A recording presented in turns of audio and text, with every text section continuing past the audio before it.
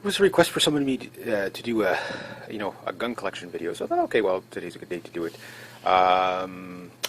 Everything's legal. Everything's been safety checked. Take my word for it, or don't. But anyway, we're going to go through some of my rifles and stuff. I don't have a big collection, but I've got quite a bit of stuff. Most of you already know the big Norenko M14 308. Got a lot of mileage on this rifle. Getting close to 700 rounds. It'll be taken out fairly shortly again as soon as I've done my reloading. This one people have been asking me to do some videos with. I haven't gotten around to it, but I will pretty soon. This is my Lehman Great Plains Hunter, 1 in 32 twist barrel, 50 caliber. Very nice rifle to shoot. Weighs about 11 pounds. It's such a big hole there. Stick my finger in there. Yeah, you just put your thumb in there or something. It's pretty big. My very adorable 303 British, like me, it's a little under the weather. Today I'm under the weather, so I don't know what I did to the magazine, but it's not feeding right. I guess I must have dropped it or stepped on it or something. Other than that, awesome rifle, very fast action, one of the fastest bolt action actions out there in existence. It's very, very smooth. Nice and powerful. I killed my first deer with that. A lot of history, family history to this rifle. If you look at the barrel size, okay, this is a 303 British. It's a lot thicker than my 308, and that's a semi-auto. Excellent rifle. 10-round magazine. In Canada, you're allowed to have 10 rounds in a bolt action, only 5 in a semi-auto. Now, this is a 20-round magazine with a pin to 5 rounds. People ask me, can you take out the pin? Yes, but you'll go to jail. It's very easy to take out the pin, but if you do, you'll go to jail for like 3 years if you get caught. So, it is what it is. Also, one last thing to note on the magazines, the restriction is on the magazine, not the actual rifle. Now, I've seen somebody else have an AIA M10. I can't think of the guy's YouTube name right now, but he had an AIA M10, which is a 10-round magazine, and it fit in his Norenko. So, do that at what you will. But moving down, it was one of my favorite toys next to my Smurfs and dinosaurs, was my 22 long rifle. This is a Lakefield, and it is, because everybody's going to ask, this is a number 4, 1943 number 4 Mark I Star, just so you know. This here is, I bought this when I was a kid. I caught a fisher in my trap, for those of you who follow my many different series, my Trapping 101. When I was a kid, I caught a fisher in a trap, and the furs were worth like an astronomical amount back then. I took the money, I bought this, it was like 85 bucks. 10 shots, loads of fun. Very accurate little rifle. But you can see I use this as a trapping rifle. I mean, it's banged up, that's why I like the satin finish walnut. I forget what wood these are again. This is made in Italy, and somebody keeps telling me the wood. It's something that's off company here, but it's just such a nice wood. That's the problem in comparison to varnishes. Like, this is walnut as well, but you can see how the varnish chips off over the years. And I mean, you take these things outside on a trap line. You want to ruin a rifle, take it on a trap line. It's even hard on something like that. That's all weather. All right, little whiz-bang gun here with adjustable stock. This is my Remington VTR 597. A lot of you have seen some of my videos with this and the Teddy Bear Apocalypse, and I just did one not too long ago. They're a very fun gun. Heavy bolt. It's like next to the big octagonal barrel here. That's the heaviest barrel. It's like a 1-inch barrel. So it's pretty cool. Now my BB guns. I count my BB guns as my gun collection because I do use them in the same manner. So I've got my Breda Elite 2 Colt Defender. The Colt Defender, if they ever were legal to buy in Canada, like, the grip on this thing is so, like, it's a little bit fatter than a regular 1911, but it's just so perfect for my hand. If this was a real 45 ACP, I bet you I'd shoot that thing like a whiz-bang, Then, of course, the ever so cool Dan Wesson. I wish this was a real 357 Magnum, but it is not. It is a BB gun. There's the speed loader BB bullets. I just thought it was part of it. Now, this BB gun is a really powerful BB gun. It shoots 357 Magnum. This is the real thing.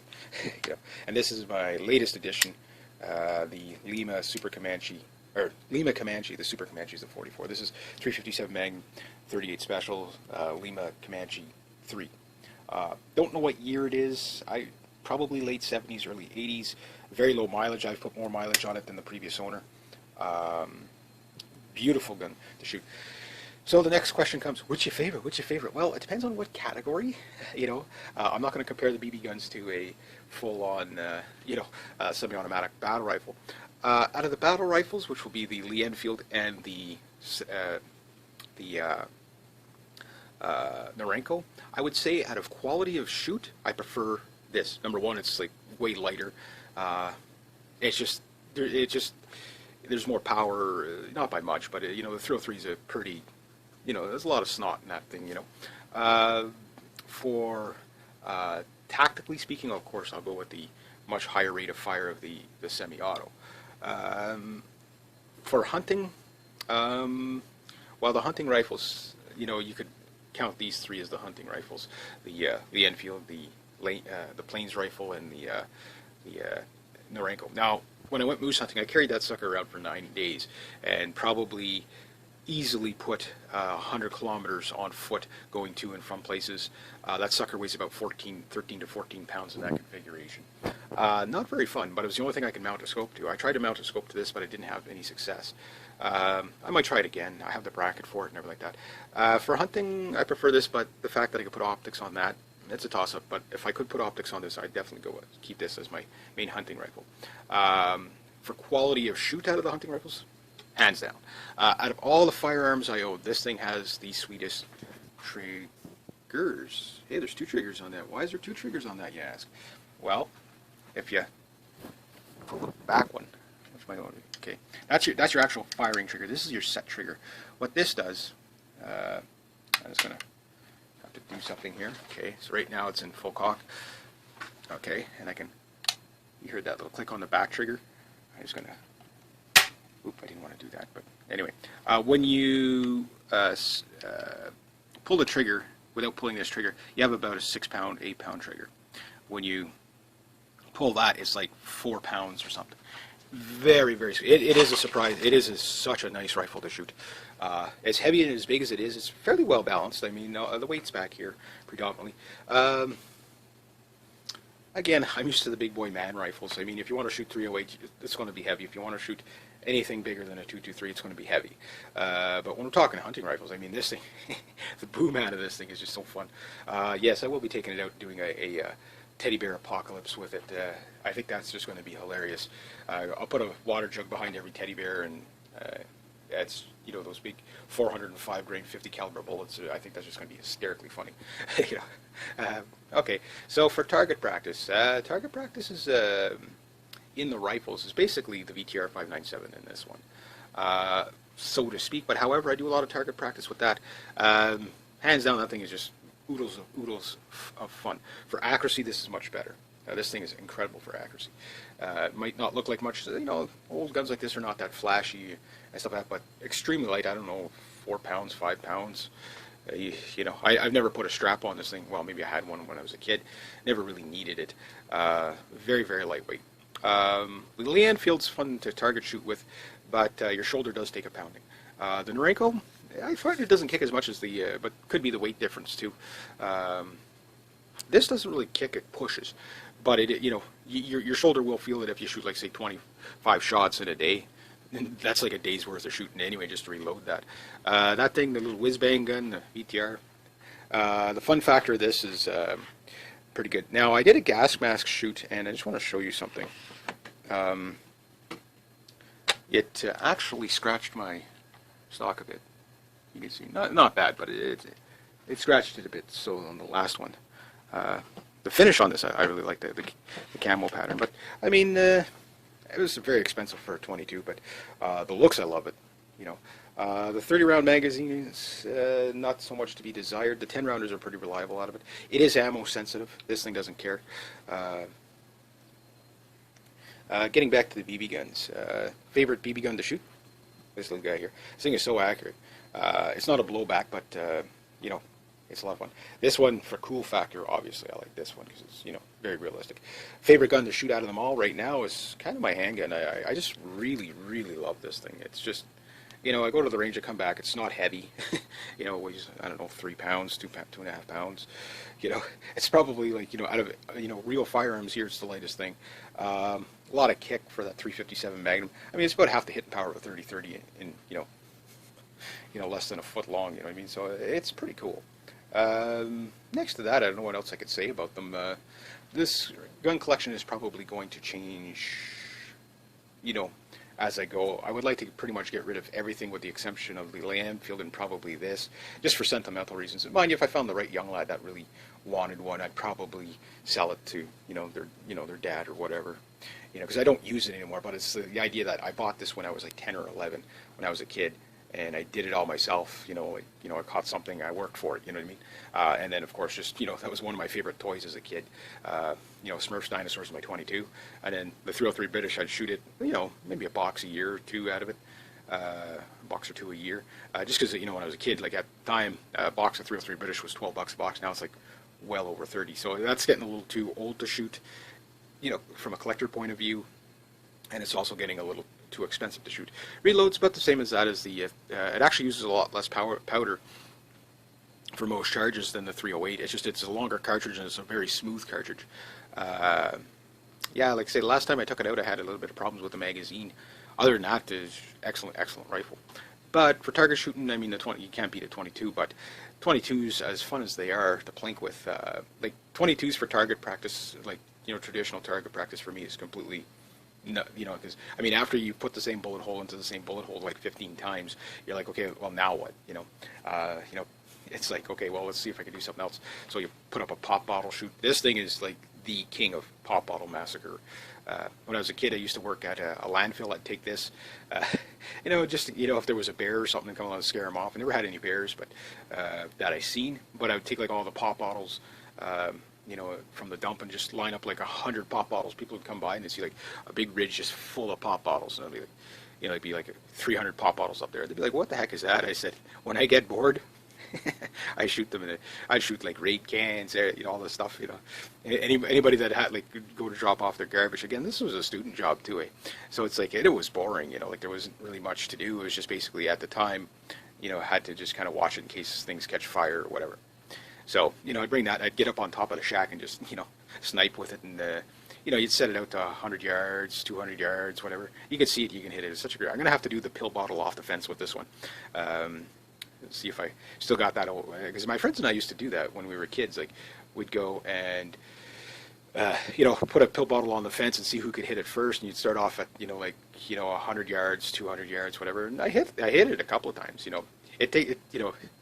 you can't be any wind that day, but I have done it, so I'd love to see if I could do it again. But that's the stuff that makes 22s fun, is what can you do with it, And then the other things, too, is I actually took this, and this is how the times have changed. I took this to school for show and tell. Yes, when I was about, 11 or 12 years old. I asked the teacher, said, they said, bring something into school that, and you'll do like a bit of a show and tell. And I said, okay, well, I said, can I bring my 22 if I leave the ammo at home, the magazine at home, and the bolt at home? And they're like, by all means. Just keep it in the principal's office and make sure the bus driver's okay with it. Just put it in a garbage bag or whatever. And I did that. Think about that. Teachers like, oh yeah, sure. And all of them, like none of them were freaked out by it. And you look now, it's like, they're freaked out by this. You know what I mean? How times have changed. How the amount of liberty we have lost. In the last few decades, it's like, geez, people are just taking life way too serious. But yeah, I guess this is my favorite right now.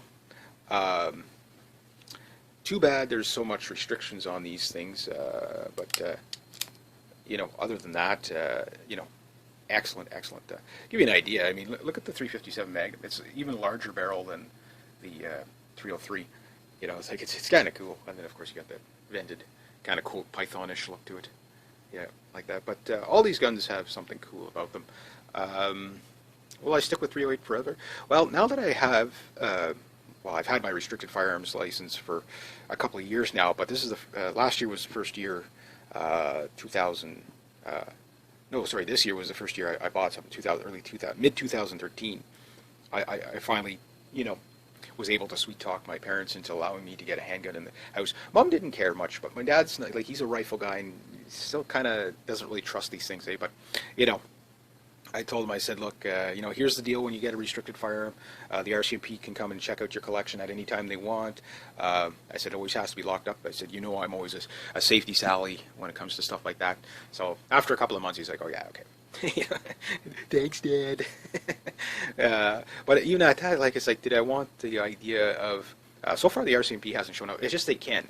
They can come anytime, day or night, to check your collection if it's a restricted. If it's a non-restricted, which non-restricted, non-restricted, non-restricted, non-restricted, non-restricted, even though it has a pistol grip, restricted. That's the only restricted I have.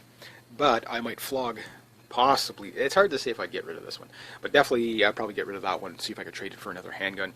Possibly even trade that one. But I have so much ammo to shoot off with that, like all the casings and everything. I'm going to be shooting that one for a good while before I get rid of it. But once I decide to get rid of it, because I would like to upgrade too, I might even possibly get rid of this. I don't use it enough. This I can't get rid of just because it was given to me by my dad, and he shot his first deer with it. My uncle shot his first deer with it. I shot my first deer with it. My friend, his dad shot his first wolf with it. I mean, it's just got so much history to that rifle, and it's still in good condition. I'd like to get another magazine. Marstar had them, so I'm going to see if I can get one from them. But that's my Canadian gun collection. Again, it's not the fanciest thing, but yeah, I guess I'm going to have to start paying attention to some of these. Well, this is really new. This I bought in 2008, 2009. I think I got that one 2010, 2011. Had this. I think it was lying beside my crib. Got this when I was 10. My dad had this. My dad bought this out of the Sears catalog when he was a kid for $19.95. Yeah, times have changed. What's a Lee Enfield worth now in that condition? $150, $250. You know what I mean? A full wood stock one, $400 to $1,200, depending on the year. $3,000 if it's a real rare one with history. So it's kind of cool. All right, so I guess I'll leave it at that. So anyway, I hope you enjoyed. I'll do one more flyby, and that's it. That's my gun collection. All right, rate, subscribe. Hope you enjoyed. Okay, hi, and welcome. A little under the weather today, so it was a request for someone to do a gun collection video. So I thought, okay, well, today's a good day to do it. Everything's legal. Everything's been safety checked. Take my word for it, or don't. But anyway, we're going to go through some of my rifles and stuff. I don't have a big collection, but I got quite a bit of stuff. Most of you already know the big Norenko M14 308. Got a lot of mileage on this rifle. Get close to 700 rounds. It'll be taken out fairly shortly again as soon as I'm done my reloading. This one people have been asking me to do some videos with. I haven't gotten around to it, but I will pretty soon. This is my Lehman Great Plains Hunter, 1 in 32 twist barrel, 50 caliber. Very nice rifle to shoot. Weighs about 11 pounds. It's such a big hole there. Stick my finger in there. Yeah, you can just put your thumb in there or something. It's pretty big. My very adorable 303 British. Like me, it's a little under the weather. Today I'm under the weather, so I don't know what I did to the magazine, but not feeding right. I guess I must have dropped it or stepped on it or something. Other than that, awesome rifle, very fast action. One of the fastest bolt action rifles actions out there in existence. It's very, very smooth. Nice and powerful. I killed my first deer with that. A lot of family history to this rifle. If you look at the barrel size, okay, this is a 303 British. It's a lot thicker than my 308, and that's a semi-auto. Excellent rifle. 10-round magazine.